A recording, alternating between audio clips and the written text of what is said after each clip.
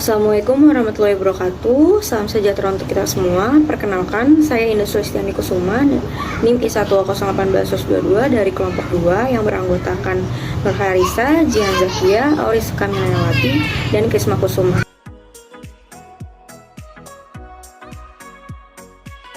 Pada kesempatan kali ini, saya akan memaparkan suatu studi kasus dari salah satu berita acara mengenai Kepala Puskesmas di Tanjung Mutung, Batam yang dicopot jabatannya karena lalai dalam pemberian layanan kesehatan. Seperti yang kita ketahui bahwa seorang pemimpin dalam suatu instansi harus memiliki tanggung jawab yang besar. Seperti yang dikemukakan oleh teori ini, bahwa hakikatnya seorang manusia harus memiliki perilaku tanggung jawab, motivasi kerja, kreativitas, serta inisiatif dalam bekerja. Pada permasalahan di Puskesmas Tanjung Mutung, seorang kepala puskesmas dinilai lalai dalam memberi pelayanan, sehingga menyebabkan seorang anak yang tenggelam tidak dapat tertolong karena tidak mendapatkan pelayanan dari puskesmas. Seorang kepala puskesmas dinilai tidak dapat memberikan koordinasi yang baik antar staf yang ada di puskesmas tersebut. Hal ini dibuktikan pada saat itu tidak ada satupun dokter jaga serta supir ambulans yang dapat merujuk anak tersebut karena terlalu lama ditangani, sehingga menyebabkan nyawa anak tersebut tidak dapat diselamatkan.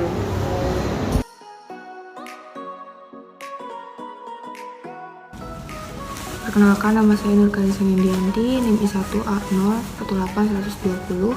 Di sini saya akan menjelaskan tugas Kepala Puskesmas, yaitu pada Peraturan Bupati Malinau Nomor 71 Tahun 2018 pada pasal 6 ayat pertama yang berbunyi Kepala Puskesmas mempunyai tugas membantu Kepala Dinas dalam melaksanakan kebijakan teknis penyelenggaraan pengelolaan kesehatan di Puskesmas untuk mencapai tujuan pembangunan kesehatan dalam rangka mewujudkan kecamatan sehat yang menjadi kewenangannya sesuai peraturan perundang-undangan. Pada ayat 2 berbunyi Kepala Puskesmas mempunyai uraian tugas sebagai berikut. Yang pertama, merencanakan program dan kegiatan Puskesmas berdasarkan analisis masalah kebutuhan pelayanan Puskesmas dengan mengacu pada rencana strategis Dinas Kesehatan. Pengendalian penduduk dan keluarga berencana sebagai pedoman dalam pelaksanaan tugas. Yang kedua yaitu mendistribusikan dan membagi tugas, membimbing dan memeriksa hasil pelaksanaan tugas bawahan agar pelaksanaan tugas berjalan dengan baik.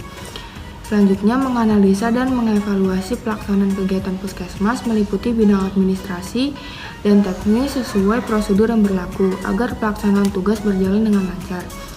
Kemudian, mengawasi pelaksanaan tugas pokok organisasi agar berjalan sesuai dengan rencana, tepat waktu, dan berkualitas. Selanjutnya, mengkoordinir pelaksanaan program administrasi ketatalaksanaan umum, kepegawaian, keuangan, evaluasi, dan pelaporan sesuai ketentuan peraturan perundang-undangan agar pelaksanaan tugas berjalan secara efektif dan efisien.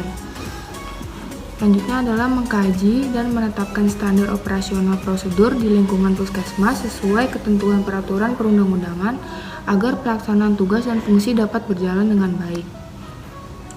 Selanjutnya adalah melaksanakan advokasi dan sosialisasi kebijakan kesehatan dan melaksanakan komunikasi, informasi, edukasi, dan pemberdayaan masyarakat dalam bidang kesehatan. Kemudian melakukan pembinaan, peningkatan sumber daya manusia Puskesmas, dan peningkatan kompetensi tenaga kesehatan, serta melakukan pembinaan teknis terhadap jaringan pelayanan dan upaya kesehatan berbasis masyarakat.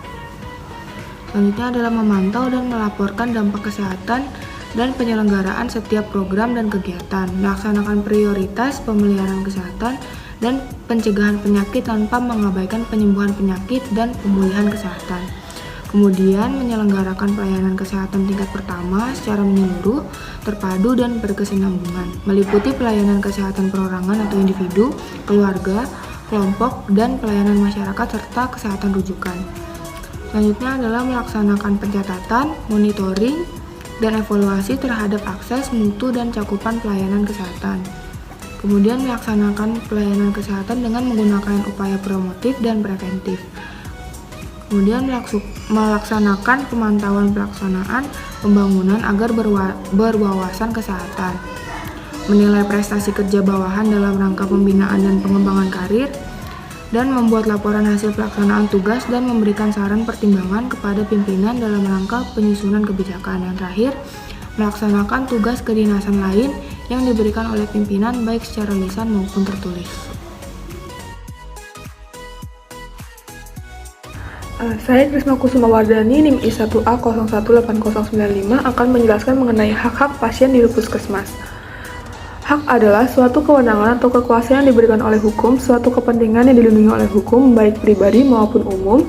Dapat pula diartikan bahwa hak merupakan sesuatu yang patut dan layak diterima.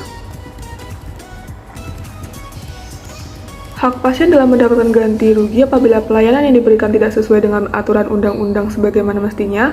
Masyarakat atau pasien dapat menyampaikan keberatan atau keluhannya kepada pihak dan aparat rumah sakit atau puskesmas sebagai upaya perbaikan internal rumah sakit atau puskesmas dalam memberikan pelayanan yang sesuai dengan lembaga yang memberikan perhatian kepada pasien. Pasien memiliki hak untuk memperoleh informasi tentang tahapan pelayanan klinis yang akan dilalui mulai dari proses kajian sampai pemulangan. Informasi tentang tahapan pelayanan yang ada di puskesmas perlu diinformasikan kepada pasien guna untuk menjamin kesinambungan pelayanan. Berikut adalah hak-hak pasien di puskesmas menurut Peraturan Menteri Kesehatan Republik Indonesia Nomor 4 Tahun 2018 mengenai kewajiban rumah sakit dan kewajiban pasien. Yang pertama, memperoleh layanan yang manusiawi, adil, jujur, dan tanpa diskriminasi. Kedua, memperoleh layanan kesehatan yang bermutu sesuai dengan standar profesi dan standar prosedur. Yang ketiga, memperoleh pelayanan yang efektif dan efisien sehingga pasien terhindar dari kerugian baik fisik maupun materi. Yang keempat, mengajukan pengaduan atau kualitas pelayanan yang didapatkan. Yang kelima, memilih dokter atau dokter gigi serta kelas perawatan sesuai dengan keinginannya dan peraturan yang berlaku di puskesmas. Yang keenam, meminta konsultasi tentang penyakit yang diderita kepada dokter atau dokter gigi lain yang memiliki surat izin praktek atau SIP, baik di dalam maupun di luar puskesmas. Yang ketujuh, mendapatkan privasi kerahasiaan penyakit yang diderita termasuk data-data medisnya. Yang kedelapan, mendapatkan informasi yang meliputi diagnosis dan tata cara tindakan medis. Tujuannya, tindakan medis, alternatif tindakan, risiko, dan komplikasi yang mungkin terjadi, dan prognosis terhadap tindakan yang dilakukan serta perkiraan biaya pengobatan. Yang kesembilan, memberikan persetujuan atau penolakan atas tindakan yang dilakukan oleh tenaga kesehatan terhadap penyakit yang dideritanya. Yang kesepuluh, didampingi keluarga dalam keadaan kritis. Kesebelas, menjalankan ibadah sesuai agama atau kepercayaan yang dianutnya selama hal tersebut tidak mengganggu pasien lainnya. Kedua-belas, memperoleh keamanan dan keselamatan dirinya selama dalam perawatan di puskesmas. Ke-13, menolak pelayanan bimbingan rohani yang tidak sesuai dengan agama dan kepercayaan yang dianutnya. 14, menggugat dan menuntut puskesmas apabila puskesmas diduga memberikan pelayanan tidak sesuai dengan standar baik secara perdata maupun pidana. 15, mengeluhkan pelayanan puskesmas yang tidak sesuai standar pelayanan melalui media cetak maupun elektronik sesuai dengan ketentuan peraturan perundang-undangan. Selain itu, terdapat hak-hak pasien dalam Undang-Undang Nomor 36 Tahun 2009, diantaranya yaitu yang pertama, hak menerima atau memperoleh sebagian atau seluruh pertolongan, kecuali tak sadar, penyakit menular yang berat, kemudian gangguan jiwa berat. Kedua, hak atas rahasia pribadi, terkecuali perintah undang-undang, pengadilan, izin yang bersangkutan, kepentingan yang bersangkutan, dan kepentingan masyarakat. Dan yang terakhir, hak tuntut ganti rugi akibat salah satu kelalaian, kecuali tindakan penyelamatan atau nyawa akibat cegah yang cacat. Terima kasih.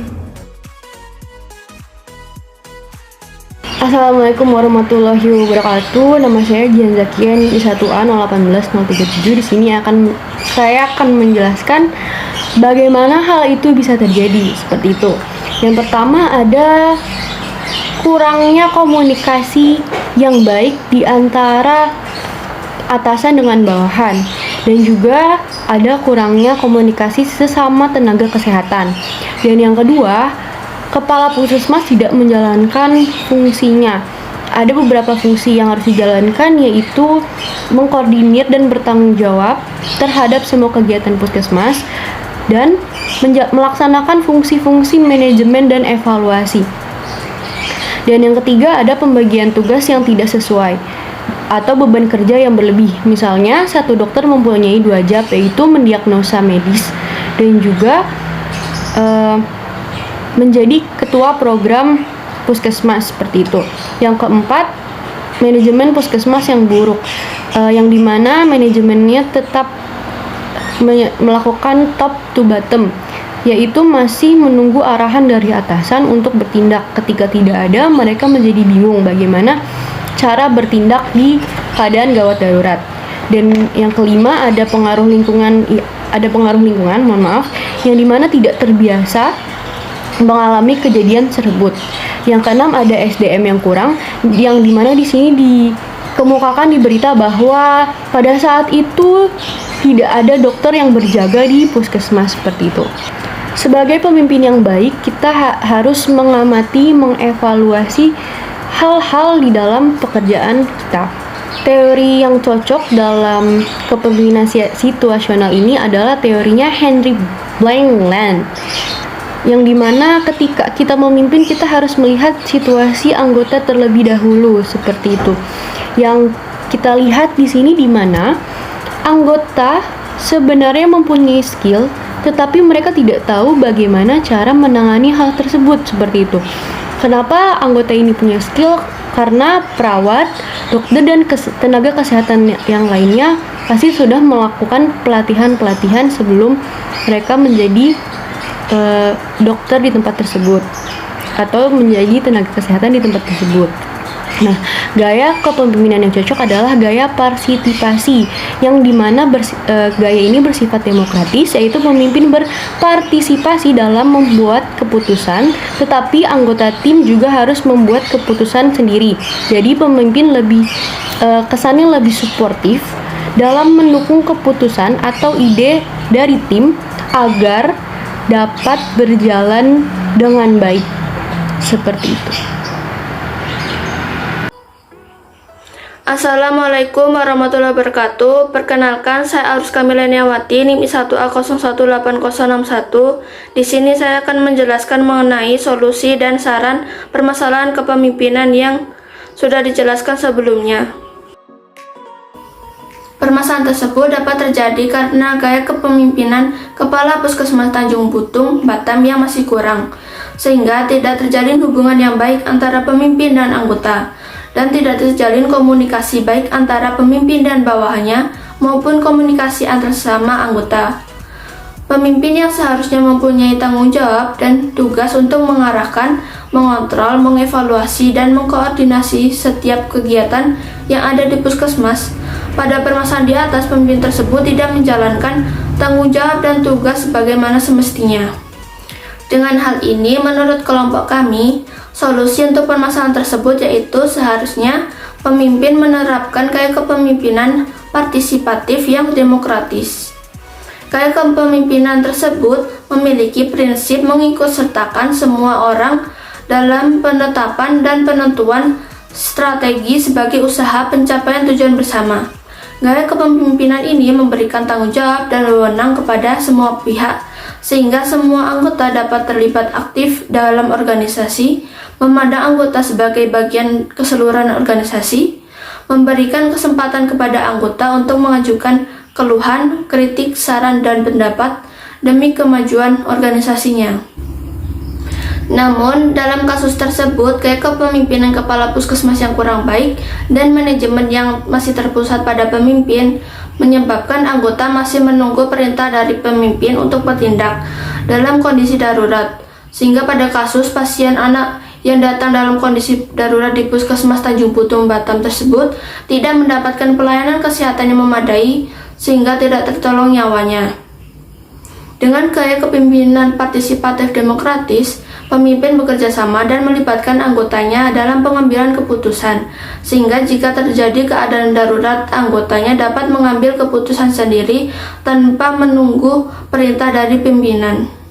Selain itu, masalah tersebut dapat terjadi karena kurangnya sumber daya manusia, yaitu tidak ada dokter yang jaga dan supir ambulan yang akan merujuk ke rumah sakit saat peristiwa itu terjadi. Hal ini dapat terjadi karena komunikasi antara pemimpin yang kurang baik, sehingga anggota tidak dapat menyampaikan keluhan, misalnya mengenai beban kerja ganda yang dialami oleh anggotanya. Jika pemimpin menerapkan gaya kepemimpinan partisipatif, pemimpin akan mendengarkan dan menerima keluhan dari anggotanya tersebut, sehingga dapat mencari solusi agar anggota tidak mengalami beban ganda seperti dengan menambah tenaga kesehatan atau staf lagi dan melakukan pelatihan untuk menghadapi kondisi darurat pada staf atau tenaga kesehatan yang belum terlatih. Agar solusi permasalahan tersebut dapat berjalan dengan baik, maka disarankan kepada kepala puskesmas, tenaga kesehatan atau staf lain yang ada di puskesmas sebagai berikut. Yang pertama, menjalin komunikasi antara pemimpin dengan anggota, serta komunikasi antara tenaga kesehatan atau staf yang ada di puskesmas. Yang kedua, kepala puskesmas dan tenaga kesehatan saling bekerja sama untuk meningkatkan kinerja dan melaksanakan tanggung jawabnya dalam pelaksanaan program pelayanan kesehatan yang ada di puskesmas. Yang ketiga, tenaga kesehatan atau staf yang ada di puskesmas mengikuti pelatihan untuk menghadapi atau mengatasi jika terjadi kondisi darurat seperti kasus tersebut. Yang keempat, kepala puskesmas sebagai pemimpin mau untuk mendengarkan keluhan, kritik, saran, dan pendapat dari anggotanya, serta membimbing anggotanya jika mengalami masalah dalam pekerjaannya. Yang kelima, kepala puskesmas melaksanakan tugas dan fungsinya sesuai dengan peraturan perundang-undangan yang berlaku.